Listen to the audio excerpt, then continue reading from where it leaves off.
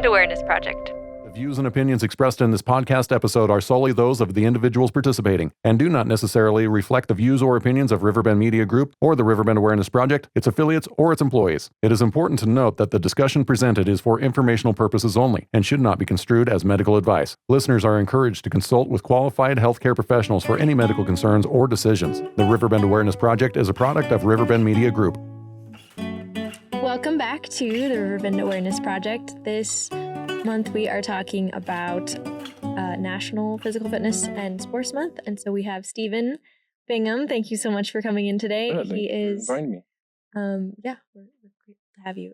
He's the owner of Time Fitness in Rigby and has been a personal trainer since 2012 when they opened. So, can you tell us, I guess, a little bit about that journey of opening a gym, and then why did you decide to do that? Why is physical fitness important to you? Well, I'll start with the latter. Since high school, it was always, I was either building houses, working in the oil rig, doing electrical. I always had the thought, man, what do I want to do? And it was always just open a gym. So when the opportunity arose, I jumped on it. So as far as being a personal trainer, fitness has always been a big part of our life, or my life, my family's life. Sports, always part of our lives. My dad played for BYU. My brother was played defensive football. Yeah. Okay, I was like, which sport did he play for BYU? That's cool. What position? He was a defensive back. No, wait, what was that? Jeez. Oh, sorry, I'm putting you on the spot. No. He played. He was the killer on kickoff, so he was quick. Okay. And I know he played defense, but he was in the backfield. Okay. I don't know if it was defensive back or middle linebacker. I can't remember. I asked that question like I know positions of football play. But I was like, he probably knows, and people listening probably know, so why not ask? And then my brother, he's almost 3 years older than me. I was always trying to be like him, as good as him, as strong as him. He played defensive end for SUU, Cedar City. Okay. So, and then, so fitness was always part of my life. So, yeah. It's pretty cool. Yeah. Did you get to play any football at all? I had a tentative scholarship for Weber State, but I hurt my back in a weightlifting competition my senior year, and I was in a relationship. So it's like it wasn't the plan at the time. It wasn't the plan. Yeah, that's okay. Yeah. It's all good. But no, I love sports. I love being active. Yeah. Why is it that physical fitness matters to you? Well, matters now. I'm older, but I've got two little ones, so I want to be able to, be the dad that they need. Mm-hmm. So being active, being healthy is pretty important. It helps being able to get out and do things with them when you can actually get out and do things with them. Yes, instead of like, Daddy's too tired. Go play outside. Love that. That's good. Yeah. So what, besides like the being able to, move and do stuff, right? I feel like that's a big part of physical fitness, whatever level you're looking for, like whether it's to participate in a sport or just to be able to go and do things, right? There's that physical aspect. Can you also speak to like the mental health aspect of physical fitness and activity? Sure. There's numerous benefits of being active. Not just, well, I can't just say not just, even just going out for a walk is going to help with your mental state. I could have the absolute worst day, go to the gym, throw some weights around and be like, okay, life's good. Mm-hmm. The release of endorphins, the sense of accomplishment that you get from actually setting a destination, going and completing something, and then pushing your body has huge, mental benefits with it. Mhm. So so right now I also work with people in recovery. So I can't tell them to go work out, but I can suggest the benefits of it. And when they're struggling and things like that, because it's just you've accomplished something and you feel good when you're done, even though your body's like, oh my heck, your legs might be cramping, your arms are shaking, but it's like I feel good. I've definitely been there. Yeah. Did an overnight bicycle ride once. Yeah. I think altogether it was only like 70 miles. Yeah. But when we were coming back in, like the last 2 miles of it, my legs started cramping. I was like, this is a terrible idea. Why did I sign up for this? Once I was back at the car, I was like, hey, all right, I feel a lot better about this. Yeah, you accomplished something. Yeah. And that's, there's a lot of benefits in the mental health aspect. Dealing with depression, dealing with anxiety, things like that. You're doing something beyond the normal.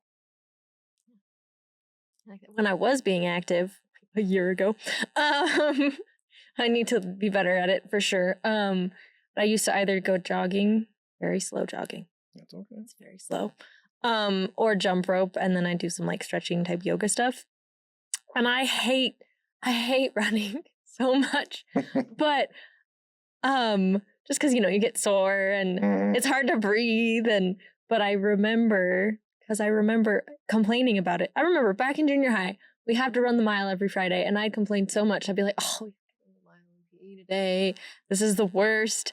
And then as an adult, I started like jogging, and my mom was like, you hate this. Why are you doing this? I'm like, because it makes me feel good afterwards. So I'm like, I am conscious of the fact, like, it's weird. I have a love-hate relationship with the jogging, because like when I do it, I'm like, oh man, I feel good, even though I'm like sore. And then once you like build up to, you don't get as sore, I feel, or I don't, if I'm actually doing it consistently and jogging and then stretching. And then, I don't know, it's just a good, like you said, those endorphins kick in and you're like, oh man, this is nice. Yeah. There was a time when I enjoyed running. I wasn't a long distance or anything, but if I didn't do 3 miles, I didn't feel like I was doing enough. Mm-hmm. Now I'm like, that treadmill sucks. Yeah. So yeah, there's a lot of good benefits to running. I was always partial to a bicycle because I can go a lot further on a bicycle than I can running.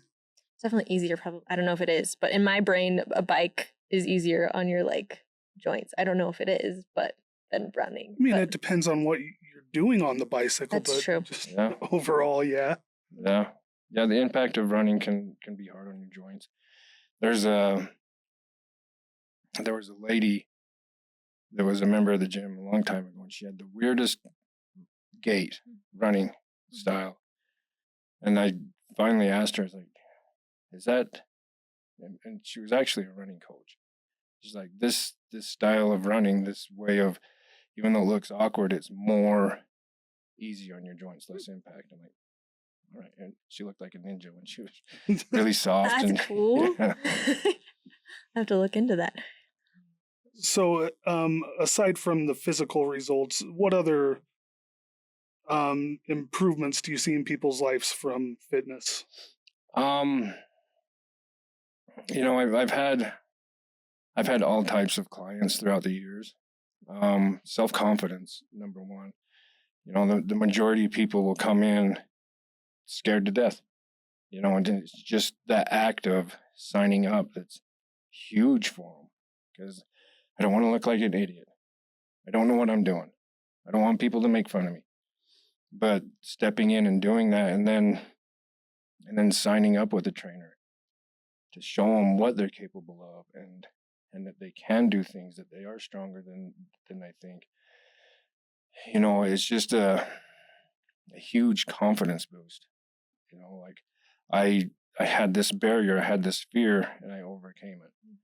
That's probably one of the biggest things. Other improvements, obviously, longevity in older people. Adding resistance to your frame. Numerous studies have been done, adding resistance to your frame will elongate your longevity, be able to live. You see the 80-year-old person out in their garden all bent over and, well, I'm active working in my garden, versus the 80-year-old person adding resistance to their frame in the gym. Their quality of life is a lot better. You say adding resistance. Sorry. What is that for someone who doesn't know? So fitness talk. Yeah. Sorry. Well, no, that's perfect. Adding resistance is just adding extra weight to your frame. Okay. Yeah. So like more muscle mass, kind of. So dumbbells, or okay. So if I pick up a dumbbell to do a dumbbell curl, I'm adding resistance. Okay. So instead of just my body weight, there's resistance to my frame. Okay. Yeah. Thank you. Sorry. You bet. No, absolutely. No, it was good. I was like, I don't know. I can like kind of figure out what it means, but not quite sure. So that's like not just doing a workout with like your body, but like adding weights. Okay. Well, and mastering your body weight is important as well. So there's it's been so long. There's so many push-ups, so many pull-ups, so many body squats, and something else. But you're mastering your body weight. You're able to move your body weight within these 10 reps. So working with your body weight is amazing if you're making the muscles fire and work, like pull-ups or push-ups and things like that. Outside of running, walking, and crunches, things like that. Crunches are still great. Running and walking are still great. But making your body move your body. Does that make sense? Yes. Oh, yeah. It does. Yes. Sorry. Yes. I was thinking about the differences. What are some of the common barriers that people, you kind of already mentioned, like the fear, whether they can't do it, or judgment? Are there other common barriers you see people face when they start being more active? Well, like I mentioned, the first is not knowing what to do. Mm-hmm. And then the second one adds on to that, I don't want to look like an idiot. And any new member that would ever come in and they're like, oh, I just don't want to look stupid. And I would tell them, other people's opinions don't matter. You're in here for you. And the majority of people in there are just the same. They're in there to improve themselves. It doesn't matter what anybody thinks. If you're in there working hard, good for you. So those are usually the two hurdles to overcome, is getting in there, number one. Number two, I don't want to look like an idiot. But if you can get past those and ask questions, I lifted extremely wrong for the bulk of my life, just because I didn't know what I was doing. But then I started asking questions. I'd watch, people do things. I'm like, hey, what are you doing? And then they would explain. People in the gyms are really friendly, vast majority, and eager to help. So asking questions and learning on your own is huge. But also, like I mentioned, I did it wrong. I learned how to lift weights the wrong way in the high school gyms. And now my shoulders are paying the price, but learning how to push the weight or move the weight. So it's not just about from A to B, but what muscles you fire to get that weight to move. And I wish I had known that a long time ago. long time ago. Other barriers are nutrition. You're in the gym 2 hours, let's say 10 hours a week. The rest of the week is nutrition. So 80% of your success is going to be your nutrition. What you're fueling. Exactly. What you're fueling your body with. And if people can understand that, to dumb it down really far, calories in, calories out. I burned X amount of calories during my workout. So You need to put at least yeah, that many back. but good calories. Obviously, you want to have your cheat days and things like that. You gotta have balance, right? Yeah. Yeah. And other barriers are time. You have to make time. And it's easy to be like, oh, I don't have time today. I'll go tomorrow. Tomorrow comes, I got this and this and this. I'll go tomorrow. But it has to be something that you're committed to. Because it's your life, it's your body, it's your health. So being willing to set that specific time, make it a routine, make it happen. So those are usually the main barriers or stumbling blocks that come into place. And then pain. I would always, unless I had seen a new client in the gym working out hard every day, then if somebody signed up and I'm like, oh, are you new? I would ask them a series of questions. I would start them out really slow. And they probably got frustrated with it. But what I didn't want to do is wreck them the first day and be like extremely sore. I'm like, oh, this sucks. I don't want to do this anymore. Slowly work into it until their body gets used to it. That pain is like not a, oh, don't touch me pain. Like, oh, yeah, that was a good workout pain. So pain is a big one. Yeah. Yeah. Whenever I'm like, I should go jogging again, I'm like, I'm going to be so sore tomorrow. Yeah. What does a realistic starting point look like for somebody who wants to be more active? Starting point would be make a plan. Because without a plan, good intentions will always fail. Unless you plan it and schedule it and make it happen, that's going to be your realistic starting point. Outside of that, it's going to be your time. You got to be committed to the time. Because it does, whether you have a home gym or whether you have a gym membership, it's the time to do that. And then starting points outside of that differ from person to person, depending on age, depending on injuries, dependent on, how